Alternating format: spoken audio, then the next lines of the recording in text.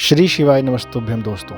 आप सभी को तो ये मालूम ही होगा कि अभी चैत्र नवरात्र का पावन पर्व चल रहा है। शास्त्रों में नवरात्रि का समय किसी भी उपाय को करने का विशेष समय माना गया है।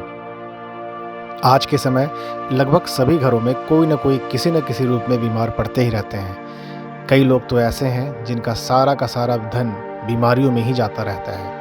पंडित प्रदीप जी मिश्रा द्वारा बताया गया आज का उपाय ऐसे ही लोगों के लिए है जो बार बार छोटी बड़ी बीमारियों से परेशान होते रहते हैं और अपनी कमाई की मोटी रकम डॉक्टर्स को देते रहते हैं। तो चलिए अब बात करते हैं उन दो उपायों की जिनके करने से आप या आपके घर के सदस्य बीमारियों से मुक्त हो जाएंगे। इन दोनों ही उपायों में जो सामग्री उपयोग में आने वाली है वो है नीम के पत्ते।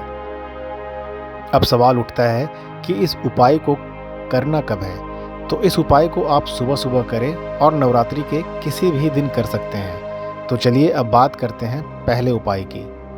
इस उपाय को करने के लिए सबसे पहले आप किसी भी नीम के पेड़ से कुछ नीम के पत्ते घर ले आएं। अब एक तांबे के लोटे में जल भर लें और उन नीम के पत्तों को उस जल भरे लोटे में डाल दें। अब कुछ लोग पूछ सकते हैं कि जल में कितने नीम के पत्ते डालना है। तो ये उपाय को करने के लिए आप कितने ही पत्तों का प्रयोग कर सकते हैं।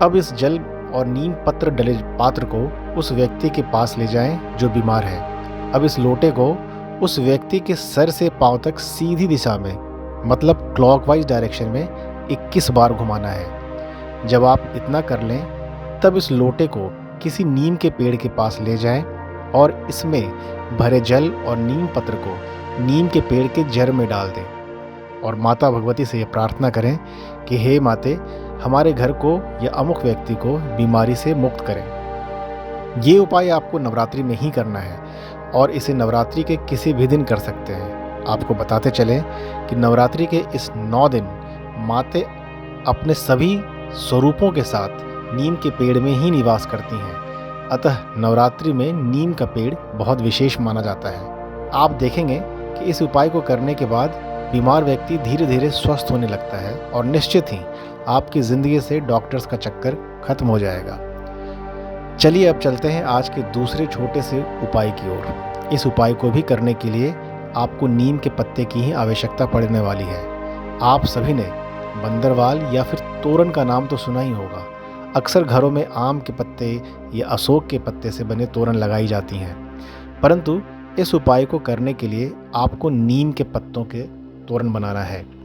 अब इस नीम के पत्तों से बने तोरण को आप अपने मुख्य दरवाजे पे कुछ इस तरह से लगा दें। ये तोरण आपको नवरात्रि के पहले दिन लगानी है और अगर किसी कारण इसे पहले दिन नहीं लगा पाएँ तो दूसरे या तीसरे दिन भी लगा सकते हैं।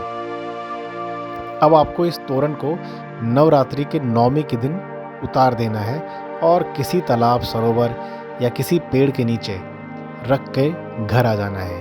यकीन मानिए, इस उपाय को करने के बाद आपके घर बीमारियों का प्रवेश बंद हो जाएगा और सभी सदस्य जो बीमार पड़े थे धीरे धीरे ठीक होते चले जाएंगे। तो आशा करता हूँ आप इन सभी उपायों को जरूर करेंगे और इस नवरात्रि के पावन समय का लाभ उठाएंगे।